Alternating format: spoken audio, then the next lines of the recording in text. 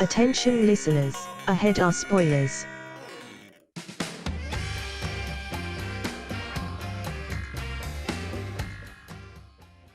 Hello, and welcome to the Movie Trap. My name is Russell Carlson, and with me as always, Chris Boroff. I love toboggans. Okay, and with me as always, Zach Powers. I refuse to do a Jamaican accent. Very a wise choice. Because you find yourself on the Movie Trap, where one of the hosts you just met gets to pick a theme, and then each of the hosts picks a movie based on that theme. After we've watched all three movies, we will then vote with an allocated amount of points, plus some bonus points we earn along the way, to decide which one was our favorite. Whichever movie wins the vote, that host gets to pick the next theme. And you find yourself at the beginning of that. We are at the end of my theme with sports movies, with Chris Boroff's pick of Cool Runnings in 1993 Disney movie. So previously on the Movie Trap, we watched A League of Their Own, Zach's pick. And before that, we watched my pick of Slapshot, which is more or less pretty embarrassing. So before we get into Cool Runnings, let's get a quick rundown of the points for final voting. Chris Boroff, you have 1 point with 11 points at final voting. And I'm I still have one wearing bonus the point to same give out. clothes.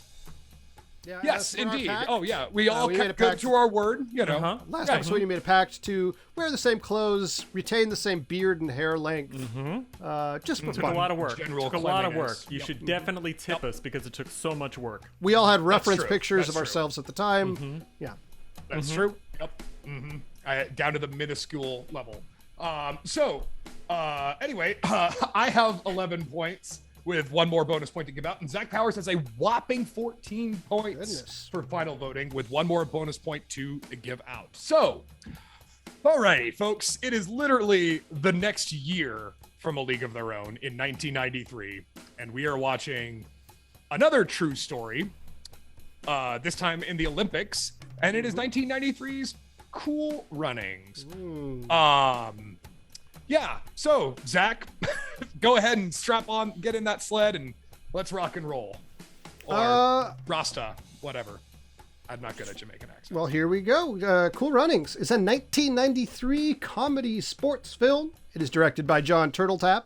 It stars Leon Robinson, credited as simply Leon, Doug E. Doug, Raul D. Lewis, Malik Yoba, and John Candy, and loosely is based on the true story of the Jamaican national bobsled team in the 1988 Winter Olympics. The movie begins in Jamaica, where a wannabe Olympic sprinter named Darice Bannock is training to do the 100 meters, but fails to qualify after he falls during the qualifying race and knocks over himself and a fellow hopeful named Yul Brenner. He vents his frustration to his friend, Barrington Coolidge, who is played by Barrington Coolidge, an elderly man who is sort of the Jamaican Olympic Association guy. And he notices that there is an old photograph of his father with another Olympic winner, who he learns is on the island and had a crazy idea once upon a time that perhaps a sprinting contestant could be transitioned into an effective bobsledder for the Winter Olympics. An idea so crazy it just might work. Despite not knowing what the hell bobsled is, Dries tracks down this former Olympic gold winner, whose name is Irv Blitzer and is played by John Candy, who has become an old bookie at some bar on the island. And he and his friend Sanka decide to pester him into allowing them to train them to become the first Jamaican bobsled team. After a few days of pestering and one semi-inspiring speech about his former dreams or something, Irv agrees to take them on, at which point they need to recruit a couple other bobsledders. It's a 4-man sport, as it turns out. Irv gets a lot of interest at the meeting. He shows them a video of horrible bobsled accidents set to goofy music, which washes out most of the potential volunteers. But Yul Brenner shows up and is willing to give it a go, as well as a character named Junior, a local rich boy who has sort of run afoul of a couple of the other team members, most specifically Yul. So he was on a trip during the tryouts, so he's, sort of persona non grata, but they have no other option. Junior, however, is able to finance the team because his daddy's a rich guy and he can sort of sell his car and stuff to give them a little bit of money to get going. The team is registered and they, start to do, a training montage in the Jamaican hills with sort of this old cart. Sanka is like this push cart driver. So he has this cart that they're using as a stand-in bobsled in the Jamaican hills. And gradually, they get a little better. They manage to get over to Calgary in Canada for the Olympics, and have to adapt to both the freezing temperatures as well as the sort of chilly reception they get from the other bobsled teams who think they are a joke or a mockery to the sport. They begin to sort of see what other teams are doing and imitate them, including using Swiss countdowns and things like that, but gradually do get somewhat better. There's a series of, events where things they slowly get better when they get better friends. Yul says his dream is to leave Jamaica and live in this beautiful home that turns out to be Buckingham Palace. And while Sanka makes fun of him, Junior is you shouldn't mock this guy's dreams. Yul, you do what you got to do to achieve what you got to achieve, etc. And then at a bar, they sort of run afoul of an East German team, I believe. And there's a bar fight, and Yul and Dries become better friends yet again. Meanwhile, Irv and I'd say Yul and Junior become better friends. Meanwhile, Irv and Dries kind of have this growing relationship where Irv was kind of not into the team at first, but gradually is won over by Dries. Dries learns that Irv cheated in the 72 Olympics by placing weights in his bobsled and is kind of not liked by a lot of the people in the committee. Eventually, they go to their qualifying match. And Sanka is just doing jokes. Sanka just jokes around the whole time. They get to their qualifying match and they manage to beat the 1-minute time needed, but still receive a letter that they've been disqualified because they've changed the rules so that the qualifying match no longer counts as an international match, and you need an international match to be in the Olympics. Irv goes to the council and makes a heartfelt speech, and they rescind their ruling, allowing the Jamaicans to play in their first race. They kind of choke and are all over the place and don't do great, but they start to adapt their own style instead of aping what they see. They improve on their second day, and then on their final race, their bobsled, which is called Cool Runnings and is kind of an old, beat-up, put-together, thrown-together piece, has a problem. One of the blades detaches, and the thing flips over, and the team crashes, and in spite of that, having all survived, they decide to carry their bobsled over the finish line. And while they don't win their coveted medal, they do earn the respect of the Olympic Committee and indeed the people watching back home, including their friends and family, including Junior's father, who is disapproving of Junior's, frivolous lifestyle. And the epilogue notes that they went on to compete in more Winter Olympics in the future. And that is the story of Cool Runnings. Yep. Mm-hmm. Yep. Sure is a movie. This one is a hard follow-up to A League of Their Own. A League of Their Own, I think, went a great distance to flesh out the characters and give us something to chew into, and they also dealt with some of the social issues that were occurring with women at the time, and fun. They had fun in that one. Oh, I said pun because of a great distance. Oh, yes. Oh, yeah. But this movie's 90 minutes, 98 minutes versus the 122 minutes of Slapshot and the 128 minutes of A League of Their Own. And not even having Hans Zimmer back to do the soundtrack could help this one out, because it didn't have as much characterization and time to play it out. League of Their Own as well. Yeah. Yeah, you know, like I give this movie kind of more of a pass than I probably normally would, because I don't think I'm the audience for this movie. Like, A League of Their Own was a family movie. I mean, Slapshot definitely wasn't, but like A League of Their Own is more or less a family movie. This is more or less a kid's movie. Like, I think this is a movie for kids. It's Disney, I would agree. you know. Yeah. You know, so I think that I'm able to kind of like let a lot of just sort of like the overwhelming corniness of this movie like kind of just wash over me and get it with that way. But I understand what you're saying, Borf. This I would one say was this rough. may be the most for kids film we've watched on the show, and I'm saying that also in a way of like, technically like Pixar films or like Paddington is for kids, but those movies are also for adults. This is, I think, very much primarily for kids in a way that we have not really had on this show, I don't think.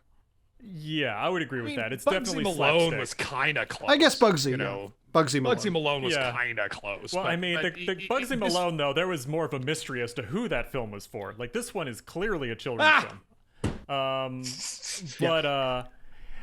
Yeah, it's just one of those things. It's, you know, it's a Disney movie. They aren't going to take really hard risks with it. They aren't going to talk about things that are serious or downbeat.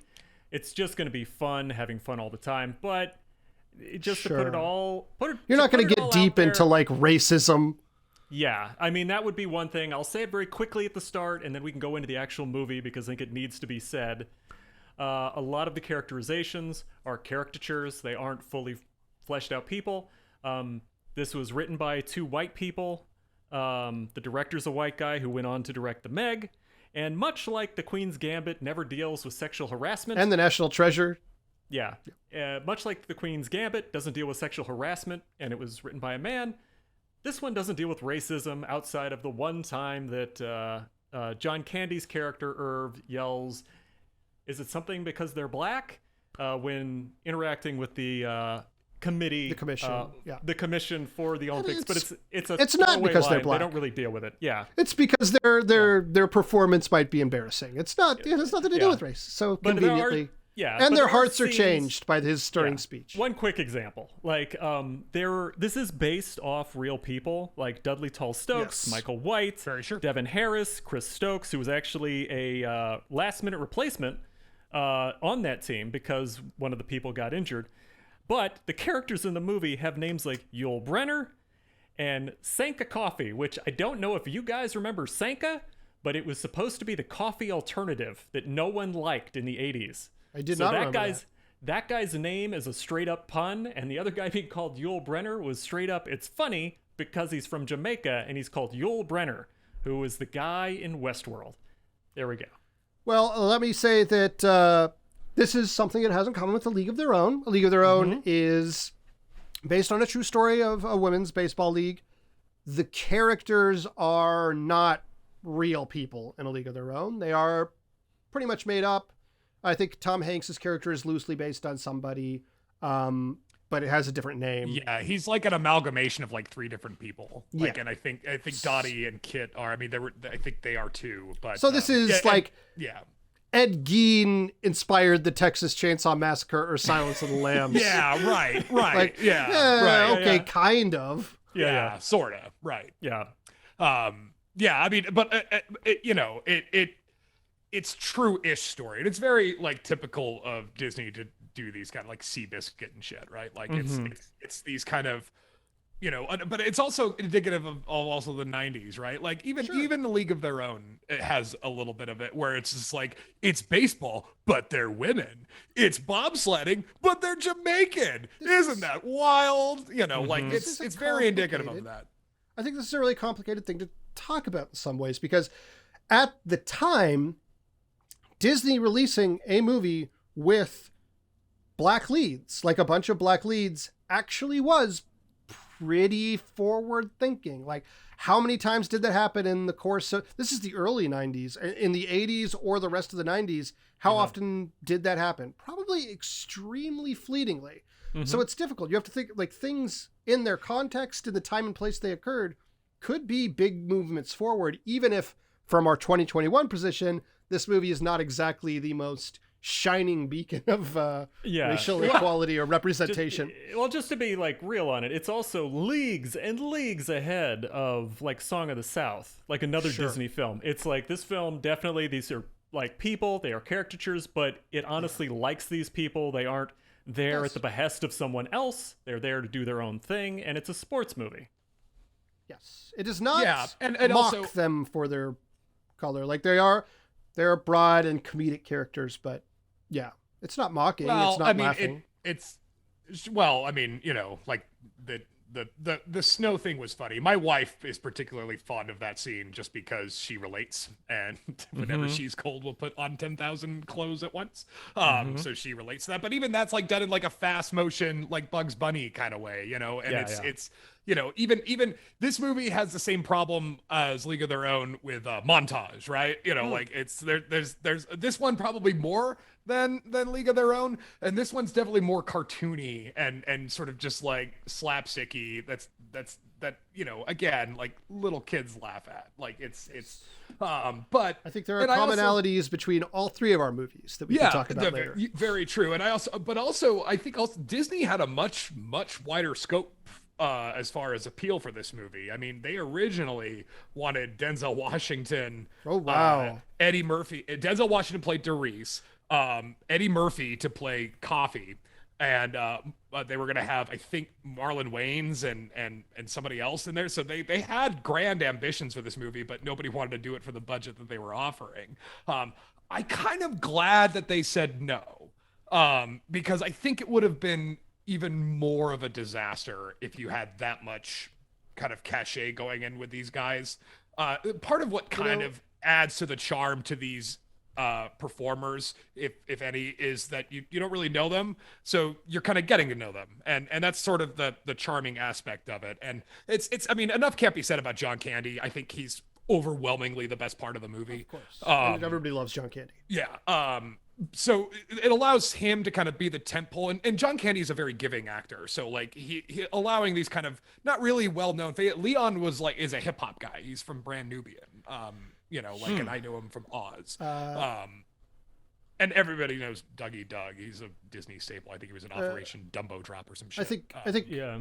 And then I will say that's interesting. That thing about Denzel and Eddie Murphy and all that. One of the contenders that could have been chosen for this round, actually, that made me think of, Remember the Titans, a Disney film that came out how many years later? I don't know how many years later, but long time. I think that was in the 2000s. Like, 2000, like 2004, 2005, I think, something like that. About right. That sounds about right. Because our boy Will Patton, am I right? It was in 2000. It was in the year 2000. So I guess it was about 7 years later. But, you know, I think that movie, my girlfriend definitely has fond remembrances of Remember the Titans. I kind of remember it, and I remember liking it. I remember Spirit in the Sky in it. This movie I also saw at some point in my childhood and vaguely remembered. Did you guys see this before? I did. I saw it when I was a kid. Yeah, when I was a kid. I think I remembered seeing this in like elementary school because it was the safe pick. They were like, okay, it's a Disney movie. They hand out the cookies. I was in special ed, so they didn't want to really teach us, and they didn't want to have anything too troublesome. So they were like, okay, special ed kids, here you go. Here's the Cool Runnings movie. Here's your juice. Can't do that. Nowadays, chips. this shit's CRT nowadays. Can't play it. Yeah, Yeah, no, and that's why yeah, I watched this movie when I was a kid. And even when I was a kid, I'm like, it was fun. John Candy was funny. And even like the hijinks, I laughed, it was fun seeing Malik Yoba in it. Yeah. Like, he's gone on, and he's a fairly stacked character actor. He's done stuff. Peter Outerbridge, who plays Joseph Gruel, who's the evil Swedish guy. He's a character actor who's played in tons of horror movies now, and he's a lot of fun to see and stuff. So it was neat to see him as a young man before he became kind of a more Vincent Price type. But yeah. I think that, I will say this right off the bat. The skill as actors among the lead is varied. Some of them are not so good, and some are a little better. I think Malik Yoba is the best of the bobsled team, followed by the guy who plays Junior, possibly. But Sanka, Dougie Doug, I kind of didn't... I felt a little flat. And also Doris, a little flat for me. I kind of like the other two. I liked Junior and Yule a lot more in terms of their performances. I think the character arc for those two, about one guy needing to come into his own and then having the other guy who was originally a bully to him sort of bully him into being more of an adult and being more proactive in his own life. Yes. That was an interesting change. I didn't expect that one coming. I would have expected, well, I mean, it's Disney, so I guess I did expect some sort of a warm thing at the end, but in real life, I wouldn't have expected those two characters to have worked their differences out in quite that way. Yeah, and it's almost more interesting than the Sanka Doris conflict that happens, just because Doris is like trying to take it seriously, and well, he's just basically cribbing off of what he thinks is success, which is just speaking Swiss, I guess. I don't know. Yeah, Sanka has barely an arc. He's of the four of them. He's mostly just comic relief. Precisely. He's a tool, right? He's a device that is just to bring the funny. And I agree about Doris. Like, even the moments with like John Candy, like, and John Candy's like a pretty giving performer, and kind of lets Leon kind of take over. But again, Leon, he was a hip hop guy, so like he's kind of coming up in a different viewpoint, which is why I'm surprised he took this movie. I'm surprised that they didn't actually get like Jamaicans to play Jamaicans. Yeah, everybody in this was either from New York or something like that. However, being in New York, they probably would have heard a lot of the Jamaican accents, which is a thing I got used to in New York. Was like, wow, there's so many Jamaicans here. I didn't expect that. Me too. Asians. Yep. Yeah. But yeah, so I thought that probably was, and that's why it's. But for what it's worth, I mean, the script is very bland and very, it's like almost by the numbers, right? It's a pretty, but there is enough charm, and I think the charm does come from Candy and the performances from some of them, but really it's Candy. I think Candy kind of is the tip of the spear for this. I mean, he's obviously the box office draw. Sure. And that's why I can't imagine like Eddie Murphy or Denzel Washington. Like, I think it would have made this movie that much more of a disaster. Really. Yeah. It would have been a mess. I have a question on this one for you guys, and it's based off the last movie we watched, because we watched A League of Their Own previously. And in that, we were talking about character moments that become nailed and clear through sports events. It sounds, in the end, they start doing a roughly Jamaican chant, and they appear to have embraced more of their Jamaican culture. But I'm not quite sure. What did you guys feel about that? Because to me, it didn't feel like it was so much about being Jamaican as much as being like a proxy for America. Because there was a lot of like team working together stuff. Yeah. It seemed weird. It didn't seem like there was a lot of actual cultural stuff, and it was mostly just the downside. Things you see. This is, obviously, this is an underdog story. They don't want to go into the sort of dirty or heavier work of dealing with like racism, like the kind of things that maybe could have been like really poignant. Like mostly it's like, oh, these guys would embarrass us. It has nothing to do with race. The problem with that is that the conclusion is also neutered by the fact that the stakes can't go that high earlier on. Right. So it's mostly just like, oh, they're mildly bullied just because it's like, oh, you guys, it's like shouldn't be here because you just haven't done this before. Like, that's not really as compelling as like these people are prejudiced against us and we've changed their mind or earned their respects. As much as that can be a very cliched or poorly done storyline, the stakes feel more real, they feel more social, and if you're not going to play in the dirty stuff, it's going to affect how high your climax could rise. Yeah, like they vaguely mention the guy's a Rastafarian, but they don't really go into what that means. They're just like Rasta, and I think there's one throwaway joke about what are you smoking, and he's like, I'm not smoking, I'm just breathing. I'm breathing. Yeah, man. Yeah. Which is funny. I mean, like, it's like ha. You know, like it's safe. You know, this movie is the definition of playing it safe. Yes. You know, like and in most sports movies, you know, like it seems to me that, you know, you're like baseball to kind of you're putting the ball up, right? And it's whether or not they're going to swing it, you know, and that's kind of what this does in most sports movies.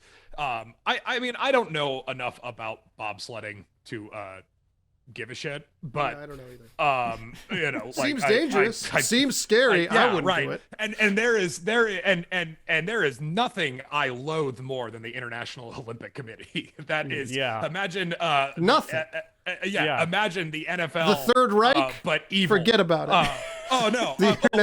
Why? Oh, you mean the IOC, the patron of the Third Reich? That IOC, that International Olympic Committee. Anyway, So I'm not a big Olympic fan. I only like the hockey bit of it. That's the only team. I literally only tune into the Winter Olympics just to watch hockey, and I'm annoyed that I have to sit through curling or some shit. But like, with bobsledding, I remember watching this movie thinking that, like, I kind of want to do that. That looks like a lot of fun. Like, I think that would be a lot of fun. And then they show the crash. You know, even like the goofy montage that John Candy shows at the beginning didn't really scare me, but that crash scared me.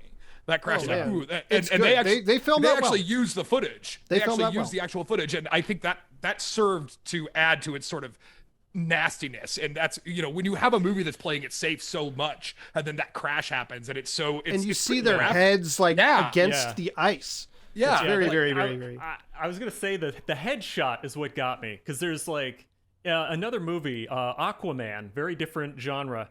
There's one shot in that movie that disturbs the hell out of me, and it's I can't remember the character's name, but Aquaman.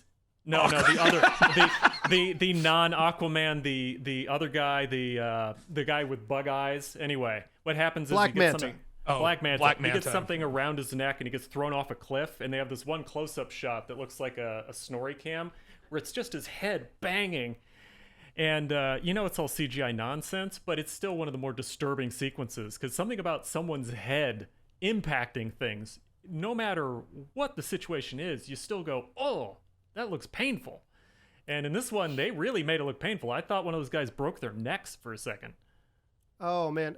Bobsled, I feel like there was even semi-recently Olympic fatalities are rare, but I think there was a bobsled death not that long ago. Like, it happens from time to time. I think it was like the luge, I think. Yeah, maybe it was the luge. Okay. Yeah. And yeah, I mean, so with that respect, I'll give it credit. Like, that was an effective climax when they're and shocking. I remember when I was little, it scared the shit out of me. I'm like, I'm sick of roller coasters. In terms of historical accuracy, I'll say this. I looked it up a little bit. Real story. This team got there. They were not harassed or bullied. The other teams were very supportive of them, and in fact lent them parts for their bobsled to, help them out. They did crash and not finish the race in their final race. That part's true. So, but it wasn't due to mechanical failure. Like I said, they used the actual footage. No, it was because they were going too fast. Yeah. And also, it's not apparently illegal to weight your bobsled. In fact, it's a good idea. You should, to prevent stuff like this. Interesting. That's it. Yeah, apparently that's not illegal. So there's a lot of stuff that they just kind of shoehorn, much like A League of Their Own, right? Where they kind of add like the plucky underdog story to kind of make it more movable, movie-like, right? Like, because again, The League and The League of Their Own was pretty successful right off the bat. Everybody was really happy. It was a commercial success. They were having a good time. So, but it's much more interesting. That's not an interesting movie, you know. Like, oh, I did it and I win, yay! You know, like that's not interesting. So to make it, you gotta have to raise the stakes for them, and this movie very much does that. And but even and that's why it thinking about it now, it kind of doesn't make any sense why everybody would be so off-putting that another country wants to participate in your sport. I mean, like you really drawing them in with the bobsleds, huh? You think that's you think you want to widen you want to broaden the fan base. It had to be an underdog story. It had to be fish out of water, and they had to have a villain to make the second and third act click. Otherwise, it wouldn't have happened. It just would have been a sad story where they would have had to have engaged the characters as real people to build to an actual ending for that to work properly. One thing I'll say about this movie. Point, buddy. Go ahead. Oh well, I can sense like a Goodwill Hunting rage in watching this movie. There's a simmering frustration I can sense in this movie. I'll say a couple things real quick. One, gotta give this movie credit for something. Honest to God, fully played straight slow clap at the end. Mm-hmm. How often do you see the real played straight slow clap? Oh man, feels so good. Not a joke. Love it. Love that. I agree. It is a classic scene because after the crash, they have to walk across the finish line with their bobsled. That really shot of one guy, the angry Swedish guy, I think, in the crowd. He's just like, Das ist all right. Oh, my hands clap against my will. Yeah. But I want to give. I was going to say, Russell, you just gave Chris a point. This is circling back. I was also going to give Chris a point because we mentioned last time League of Their Own, great hangover movie. Chris mentioned something that I think is so true about this movie. This is your teacher is hungover movie. That is what this movie is. 100%. 100%. Yes. Your teacher came into work. He had fucking too many margaritas the night before. He's playing fucking Cool Runnings, my man. I'm sorry. That's what this movie is. Because that's a joke, I have to give you the point, Zach. That's how that works. You can't give me the point because I teed you up. I have to give you this point. So yes, you have one more point from me, Zach, and I'm out of points now. Everybody's out of points now. We're all out of points. We're all out of points. Yeah, that is too good. Yeah, and I think that because this movie just kind of plays it safe, it kind of knows what it is. I don't think it's trying to be anybody. I mean, that's why you could tell, like, reading about them with the original scope that Disney had in mind. I mean, you think they probably wanted it to be a bit better than this, because if they're going to approach, if you're going to try to make this work with like big names, Denzel, even at the time, Denzel and Eddie Murphy. This was after Malcolm X, right? Yeah, right. Yeah, that would have been a heavy movie. Yeah, no kidding. And that's why, this movie didn't have to play it that safe. It could have, taken the movie in different directions, but it just chose to just be by the numbers and just kind of keep in its track. I mean, some of that probably also leads to the director they picked, because of the sort of content that he did previously. Like, this is a guy who directed Three Ninjas. After this, like 2 years later, he does While You Were Sleeping, the John Travolta movie Phenomenon, eventually gets to The Kid, another Disney movie, does National Treasure Book of Secrets, and most recently The Meg. So this is a guy who essentially gets hired, does fine work, definitely does the job, return on investment. Yeah. You need somebody to direct your Midland script. John Turteltaub is there to do it adequately. That's right. It is competent and I mean, and on time. To be real, these movies are also starting to disappear, like mid-tier budgets. Like, you either have like Netflix doing like ultra expensive, or you have TV, and you don't really have the mid-tier films anymore because they just kind of get thrown on streaming and they disappear, and there's not as much return on those as there used to be. So this is something that is kind of rare now. Yeah, you rarely. I mean, nowadays it seems like even like kind of mega blockbusters, like mega movies Like even if I go back to like 1917 or whatever, you know, like that's a big movie. You know, Well, like they don't when you do movies like this anymore, it's gigantic. You know, and this I kind of long for this kind of scale of movie where it just kind of, you're right, you know, capsule sized, you know. I think if this movie were made today, it would go one of two ways. It would go the way that they originally envisioned it, with like Denzel and like big names. Now it wouldn't be Denzel, he's too old unless he played the John Candy part. Yeah, Key and Peele. Yeah, like, but or like maybe some upcoming, like, or Michael B. Jordan is one of the or Major, something like that, and it would be like a real, like, and they would go there, like they would go there for like the racism and like the, you know, all that shit. Or it would be way worse than this movie. It would be a Netflix dump that happened in some random weekend that you maybe read one article about and almost no one saw, and was bottom of the barrel bad, and would have been so much worse than this movie, which at least has some effort and heart behind it. I know we're like not the biggest fans of this, and I will say I wasn't offended by anything in this movie. It's just like nothing, no great shakes. Like even Slapshot had more like genuinely like, shit. Lord. Yeah. But yeah, I think it would be either much more prestige Oscar bait or so much worse nowadays. And or it would just be a TV show. It would be Ted Lasso. It'd be something like that. Yeah, I think that, I mean, wouldn't it make a better documentary? Like, wouldn't you rather like get to, probably, wouldn't that be a better story? I think sometimes, you know, because that's where I cut my teeth, is doing like, maybe I'm just kind of biased because I kind of cut my teeth in sports documentaries and stuff.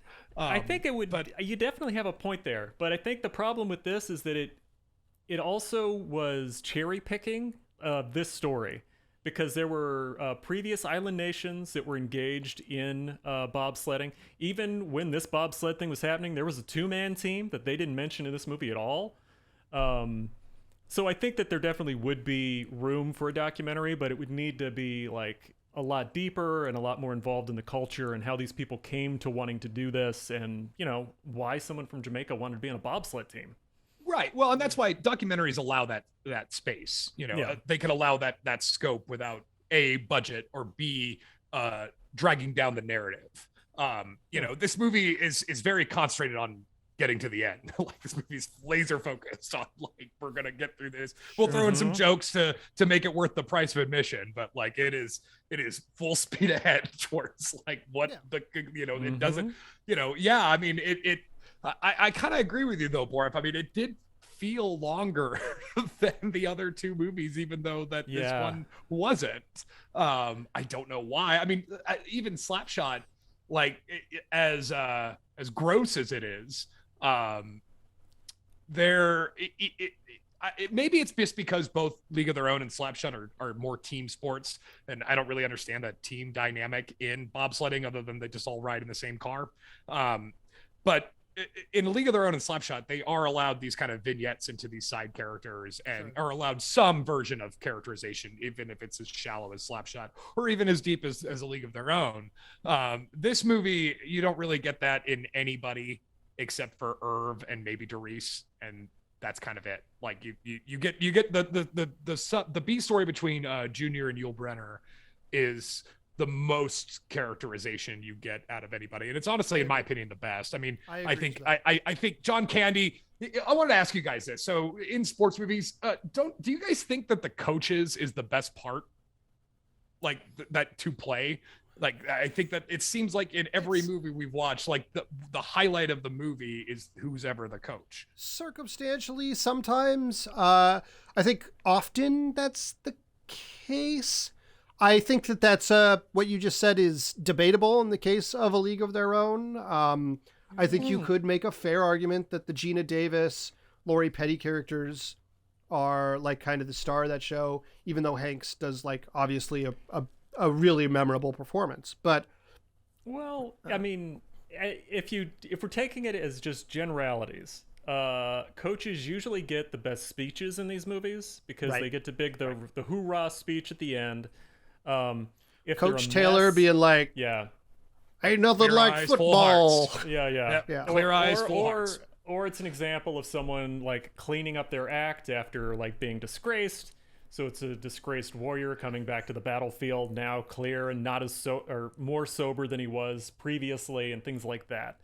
So in this case, it's, you know, this guy has like obviously been an outcast and blacklisted because of the terrible things he did against the committee by putting weights in his sled. So when the end comes and the guys gracefully lose as opposed to winning at any cost, it's like, okay, that's redeeming for that character. I mean, fun, I would say probably fun. They probably have fun playing the coach if the coach is a mess. It's sort of like Bad Santa, because the coach generally gets to say bad things, do bad things. He's an authority figure, so an authority figure doing something Walter bad is Matthau fun. and Bad News Bears, who's like this. I mean, you could even go Rocky, right? You know, or I brought up Cinderella Man in the last episode, but like, yeah, I think that they kind of, or $1 Million Baby. Or in the new Rocky movies, what are they called? The ones with Michael B. Jordan. Creed. Yeah, Stallone is that character now. Yeah. That's, you know, and then, you know, I mean, obviously, it you're right, Zach, that it depends on the circumstance because of who kind of the main character is. I didn't mean that, like, you know, Tom Hanks is not the main character of A League of Their Own, but he's a crucial character and honestly has the best parts. But in the case of Slapshot, like, Paul Newman is the character. He is the main character. Or if you think of a movie like the Kurt Russell Miracle movie, the coach is the main character. Right. Or like Any Given Sunday or whatever. Like Al Pacino is the main guy. And it probably depends. We talked about the different sports in film last time. I'll bet this is dependent on sport. Like, I'll bet, for instance, I feel like a basketball movie is going to have a player be more often the focus. And indeed, in a baseball movie, it's easier to make a player the focus. Like that Robert Redford movie, right? He's a player in that. Yeah. Yep. One key example that just dawned on me, and I only know about this movie because I'm from Indiana, Hoosiers. But that's because that coach was a goddamn mess. Yep. Yep, very true. I was surprised. I'm not shocked you didn't choose that movie, Bora, just because of your, you know, like Hoosier. I mean, someone gave me a strong suggestion for Cool Runnings, and it got me excited for a memory. And I think my memory might have been the Cheez-Its that I was eating at the time when I was a child watching this movie. I don't, you know, there was a little bit of like, I kind of remember this. Like, I remembered seeing it in a friend's home. Like, I remember being in this childhood friend's home watching this movie while we watched this. And I was like, yeah, I haven't really thought about that place in many years, like that kind of thing, which is nice. The halo effect. Right. It's not necessarily any praise for the movie, but I also don't think it's, you know, I don't think it's a full-on bad movie. No, it's fine. Yeah, and even when I broached this topic of what we were watching with one of my coworkers, he kind of made a grimace about it, and I said, like, well, you know, like, look, I saw it when I was a kid, so maybe I got inoculated, you know, and so now I'm like, I've got enough antibodies in me to kind of let the cheesy factor just kind of like, okay, it is what it is. You know, it's funny that you know, this movie kind of still has some sort of legacy. I mean, like, people still remember Cool Runnings and talk about Cool Runnings as like a thing.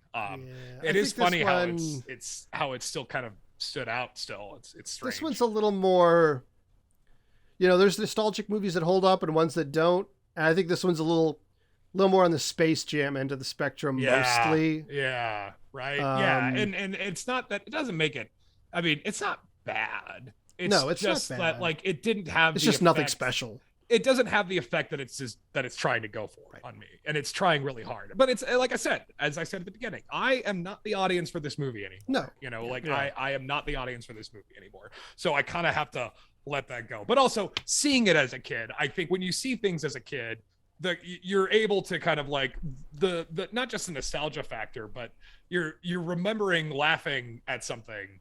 You know, and you're like, oh, that was okay. I remember that, you know, like, and again, I think enough can't be said about John Candy. What a mensch. Yes. That guy was good to, like, it's good to watch him kind of play a role like this. It's kind of fun to kind of see him, like, cause he's usually like kind of a lovable dope most of the time.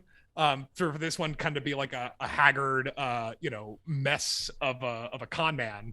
It was fun, and you missed the guy. The guy was amazing. Yeah. You know, especially like a guy his size. I'm always impressed with like larger set actors who could move gracefully like Candy did. And again, enough can't be said about John Candy, and it's a shame because he died almost like right after this. Yeah, everybody loves John Candy. He's you know, never heard a bad word about the guy, and he's always, even in sort of middle of the road mediocre stuff like this, I think he's really a charming presence. Like, you gotta love him. Yeah. He's your fucking Midwestern uncle, but the one you like. Like, yeah. You know, seeing him in it, that was one of the main reasons I was thinking so fondly of it, because I remember John Candy, and I just remembered how much I liked John Candy, and he's still very solid in this. Like, he's always nice to see in movies, even in his bad movies, like you guys said.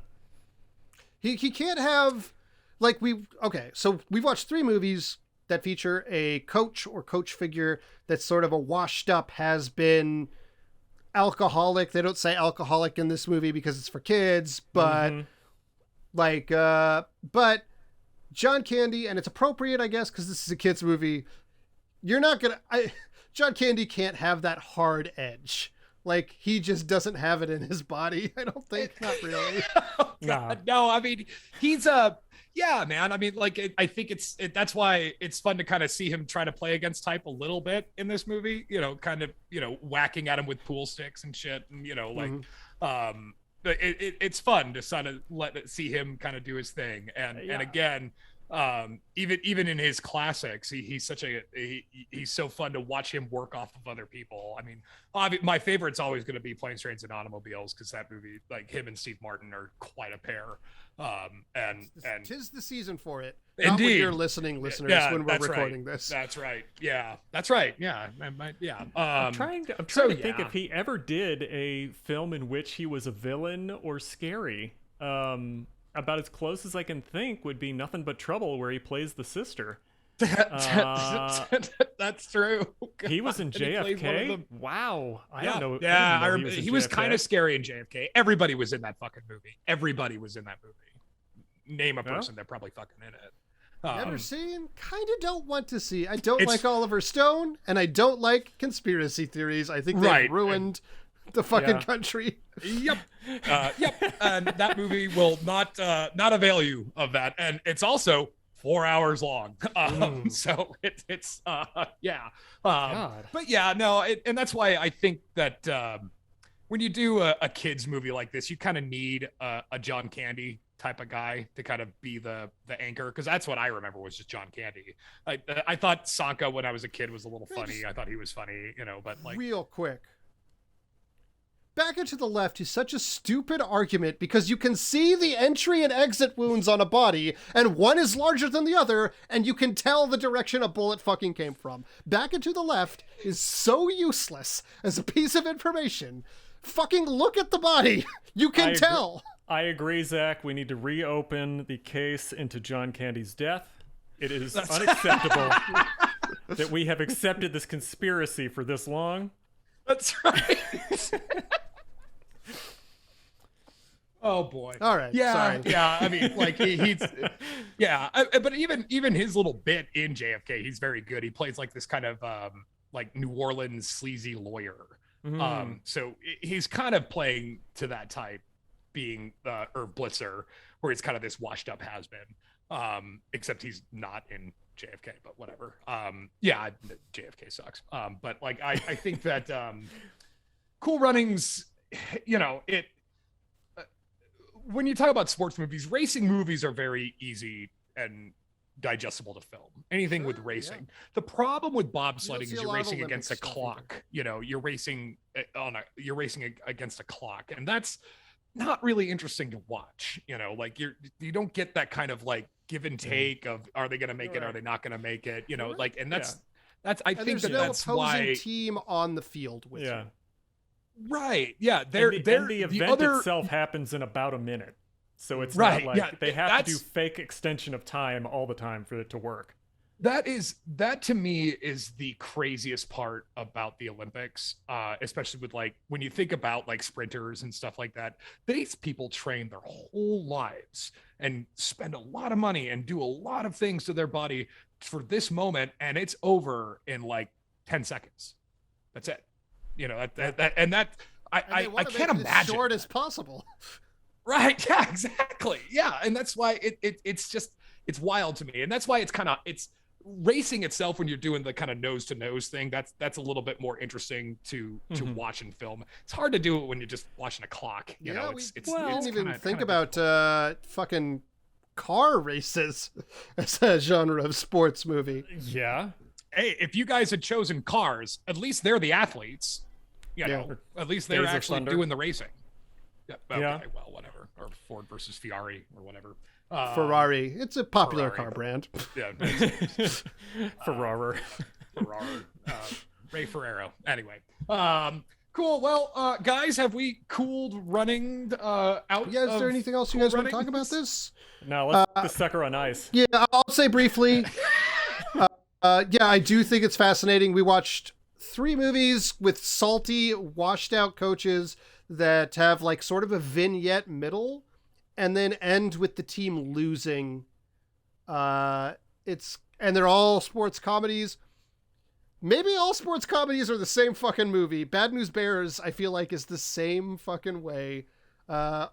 So we just watched. Yeah. We didn't even watch sports movies. Like, we didn't watch like Mystery Alaska. They lose in that one too. We didn't watch like a Field of Dreams. He loses in Rocky.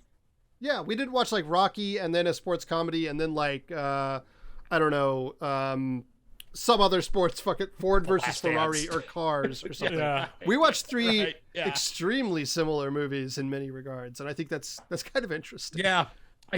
I think you've got a point there, Zach. Maybe sports comedies, because I even think of like, and again, it's kind of what I brought up earlier. You know, like sports comedies are usually have the same bit. Slapshot's a bit different, but it's a regular sport, but they're women playing it. It's a regular sport, but it's a little kid. It's a regular sport, but they're Jamaicans. You know, like it is kind of always the same shtick. Even in and it's a ragtag team, of course it has to be right. But but I do think, I mean, sometimes they win in dodgeball. They win. That's true. Yeah. Sometimes they do win. I mean, and I kind of depends. I mean, like, you know, but even like Kingpin, you know, which is more or less a spoof of sports comedies. Sure. It pretty much follows the same pattern. So I guess I'll go with my final thoughts on it, because this movie is so in the lines. Nothing outside the lines. Everything's by the numbers. You pretty much just fill in the blank, and, you know, hijink here, hijink there, what have you. They're basically cartoon characters, because it's a Disney movie. I mean, it's very much a Disney movie. Right. So because of that, like the cheese factor is way off the charts. Like, it is so corny and cheesy. It is balanced only by, I would say, I mean, Zach's kind of right that a lot of the side characters aren't all that great or compelling, but I think John Candy kind of drags them all along, and it's elevated by that. And it's not without its charm, but it's a movie for a different audience, and I recognize that. So I'm surprised you chose it, Bora. Really, I am. Interesting. Zach, why don't you give me your final thoughts? We'll let Bora land out. So my thoughts are, it's very similar. This is a by the numbers movie, and by a director who is very much like a journeyman, like get the job done kind of guy. I don't think, you know, this movie's not great.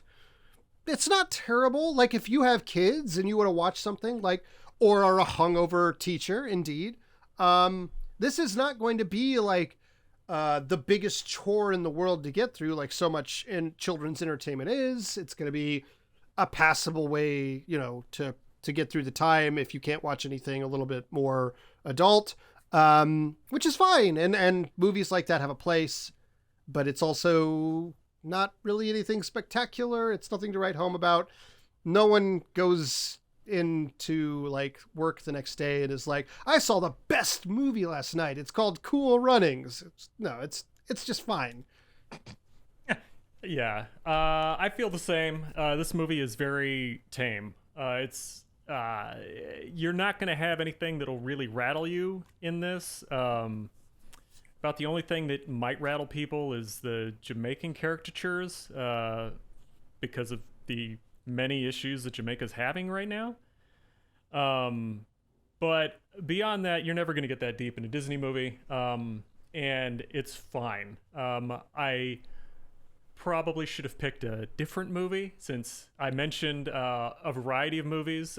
Good ones I would suggest are Hoosier or Breaking Away, which are two Indiana-based sports films that I remember fondly. Haven't seen them in a long time. But all that said, perfectly fine. It was nice seeing all African-American leads in a film from that time period. It's always great to see John Candy again. You know, I don't have any issues with John Turteltaub. I think he's fine. Hey. He definitely return on investment. Go for it, man. Do your job. Get a good paycheck. There is something to be said about efficient competency. You know, there is something to be said about that. True journeyman directors, both of film and of television.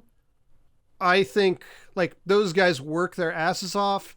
They do different tones and different projects of all kinds, and they're always like, I can make this work. It's not going to be fucking Scorsese, but I can do it. And I think there's a lot to be said for that, and they don't get a lot of praise. And I think there is some real skill in that. For sure. Alrighty, gentlemen, it's voting time. But before we do, let's get a rundown of your points, shall we? We all shot our wads, so we have no bonus points. So, Chris Bora, you have 12 points for final voting. I have 11 points for final voting, and Zach Powers has 15 points for final voting. Goodness. He can't get enough. Yeah, so Chris got 2 points, one from me for the simmering rage that this movie invoked to Porif was worth it for me. Got a point from Zach about the teacher story, about the hungover teacher, and Chris gave Zach his last point for making that hungover teacher joke. Okay, so it's voting time. And I should say, we're going to pick a theme after this, but we do have a little surprise for you at the end of this episode. Special present. Yes, indeed. You'll notice it's the giving season here at the Movie Trap. Alrighty, so but we'll get to that in a bit. So let's talk about Slapshot. Chris Boroff, what do you got for Slapshot? For Slapshot, I gave it a 3, and that's supposed to be a hockey puck. I'm not much of a drawer. Oh, hey, that's good. Extra effort, actually. That's really nice. I'll do that next time. Yeah, that's not bad. Yeah. I'll try to make dedicated cards to entertain the listeners. I gave Slapshot a 3 too. Yeah, I almost like that movie out of duty of being a hockey fan. So, and Paul Newman. Sure. I have more to work with, but I gave it a 5. I think there's stuff to enjoy about that movie, you know. Okay, so that gives Slapshot 11 points. So, Chris Boroff, what do you got for A League of Their Own? I gave A League of Their Own 7. 7. And that's a baseball. Another solid baseball, buddy. That's solid. Looks good. I gave League of Their Own a 5. You know, there's literally probably nothing wrong with that movie. No. Yes, I also gave it a 7. A 7 for League of Their Own. I think we know where this is going. That has a whopping 19 points for A League of Their Own. Goodness. And just because we came all this way, let's go ahead and do Cool Runnings, even though I think we know where this is going. Chris Boroff, what did you give Cool Runnings? Helping Cool Runnings walk across the finish line, I gave it a 2. Those are supposed to be dudes in a toboggan. I got it. We got it. You did good. You did real good. You did good, kid. Yeah. You know what? You got. You didn't win the big game, but you did good. Right. You gave it your all. Yeah, you lost today, kid, but that doesn't mean you have to like it. I gave Cool Runnings a 3. I also gave Cool Runnings a 3. Okay. Well, that was a pretty much runaway with Cool Runnings with League of Their Own getting 19 points and Cool Runnings only getting a measly 9. So, Zach Powers, that puts you 8. In I believe you'll charge of find the Movie is Trap. what Cool Runnings got. 3, 3, 2. 8. Yep, I can't do math. Regardless, I I have an interesting idea for a theme this time. I think this one's a fun one. So, when we first did the Film Concussion many years ago, the situation was, Chris, you were living out there in California, right? Russell, you were out in New York City. I was, of course, in Denver. Now we have the movie trap, and the situation has changed. Chris, you're still in the same place, and Russell, you've moved back to Denver, but I'm in Chicago, which means we have representatives for the 3 biggest cities in the United States here. And I think we each have to represent our given city. So for me, it's Chicago. For Chris, it's LA. And for Russell, it's going to be NYC. You got to pick a movie about your city that involve or that takes place in your city or whatever. And we're going to fight the 3 cities, the three big cities of the United States. That's my theme. Oh my God. That is a challenging theme, my buddy. I am so excited. I am very excited. I'm going first with Chicago. Now I'm going to pick Chicago. I thought about it. But you know me, I like to watch things I've never seen before, things that I think might be interesting. Maybe this is a bad choice, but hey, I just went around. If I throw it, I throw it. I thought about The Dark Knight too. But I think when I first moved here a few years ago, right near where I worked, literally a couple blocks away, they were filming a scene for a movie. And I never saw that movie. And I heard it's pretty good. Some people really like it. And I like this director a lot. I never saw Widows. And that's a Chicago-ass movie. Steve McQueen. Nice. Steve McQueen's Widows. Nice. That is my choice for the Chicago pick. I could have done Untouchables. It's the Chicago way. But sure. It's my story of Chicago. Widows is in there. So I think that's going to be my pick. Okay. And I've actually never seen it either. I am a fan of Steve McQueen director work. So I've never seen it. So I'm kind of, isn't it based off a comic book? I know nothing about this. I have no idea what we're talking about. I think it's based off a DC comic book. I think. I don't know, but I guess we'll find out. Cool. Sounds Alrighty. awesome. So the city theme. I thought this was a good one. I was proud when I came up with this. This is interesting. No, this especially like wow. I've got a lot of choices. Yeah. Honestly, you guys have have an advantage over me. I think L.A. and New York are bigger swaths of films than I got John Hughes and Chicago and stuff like that. But and just to throw the white elephant out of the room, I'm going to say No Escape from LA. That's not happening ever again in my life for me to watch it. So not that. Yeah, but I could just pick Escape from New York and we'll get the gist of it. Yeah. You know, it's the exact same fucking movie. So are you doing for New York or are you doing for Denver? I'm New York, and you're LA. Denver, okay. I've got what? Like things to do in Denver when you're dead? We couldn't do Denver. There's just not enough. Yeah, no. Russell, like I said, on the first iteration of this podcast, in the first iteration of this podcast, Russell was the New Yorker. Mm-hmm. Now I'm the Chicagoan, and Chris has always been the LA guy. So yeah, this will be interesting because I'd want to pick a movie that like kind of not just highlights the city, but like I feel like is about this. I'll have to really think about that. But Russell, that's a ponderous. You're gonna have theme. Extra time to think about it. I know it because it is the holiday season, ladies and gentlemen. And here on the Movie Trap, we love to partake in our eggnog and in our holiday sweaters and cookies and Santa and burning down the Christmas tree, the classic. That's right. That's classic. So we are doing our annual holiday, and we thought it'd be fun. Last time we didn't rope you guys in. We didn't rope the audience in onto what was happening behind the scenes. So this is a good chance for you guys to peek around the curtain of what happened last time when we watched Christmas Vacation. So essentially, each one of us has picked 2 movies.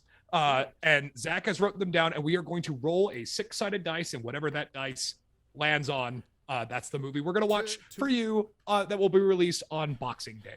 And to establish some ground rules, if 2 people picked the same movie, we just allowed it to have 2 slots.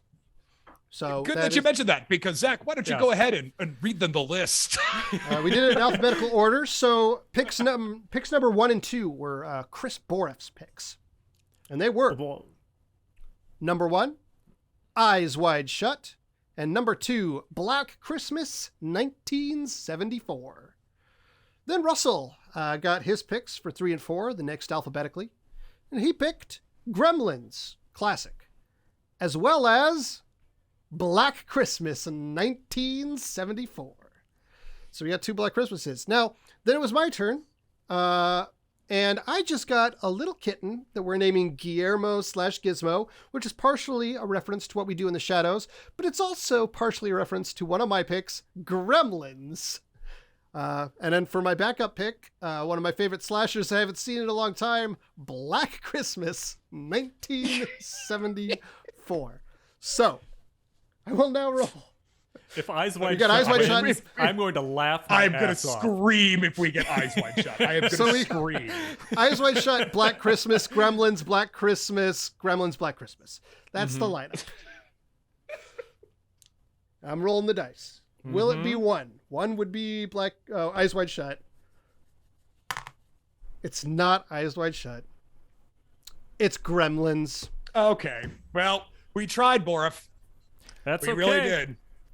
I mean, ladies there and gentlemen, is part always of the reason why we Christmas. kind of stack the deck is that it not only is it one of Zach's favorite, but Chris has never seen Black Christmas, which again, my mouth is agape every time I remember that fact. So we tried to stack the deck a little bit to try to force him to watch it. I was pushing for Black Christmas. Yeah, but I'm fine with Gremlins. Gremlins is a classic movie and a lot darker than you think. Maybe we'll do Black Christmas like we did It's a Wonderful Life, where we did it in the middle of fucking July. Right. I'm sure there'll be we're an nothing but opportunity. consistent here on the Movie Trap.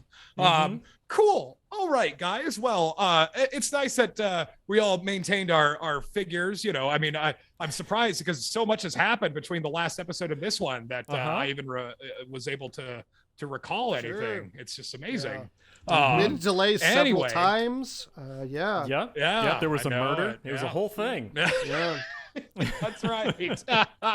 All right, gents. Well, this has been fun, and we look forward to joining us all for next time, which will be our holiday gift to you. And then we will go back into the grindstone with Zach's theme of city movies. Starting and we'll be watching 2022 out with Widows. Indeed. Yeah. All righty, kids. Well, it has been fun. My name has been Russell Carlson. I have been joined by Chris Borif. Take it easy, everybody. And I've also been joined by Zach Powers. I'm John Candy, living in Jamaica. Hey. I'm surprised nobody tried to sing the little jingle. You know, Jamaica's got a bobsled team. Anyway, no Jamaican accents. Whatever. Anyway, I would have accepted one little mon. That's the best we can do. Yeah, right. That's that's all I'm ever gonna muster up. All right, guys, it's been fun, and always remember, Diane Ladd is too young to play Chevy Chase's mom. You heard it here.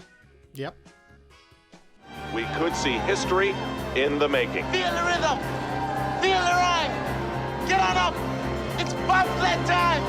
Hooray!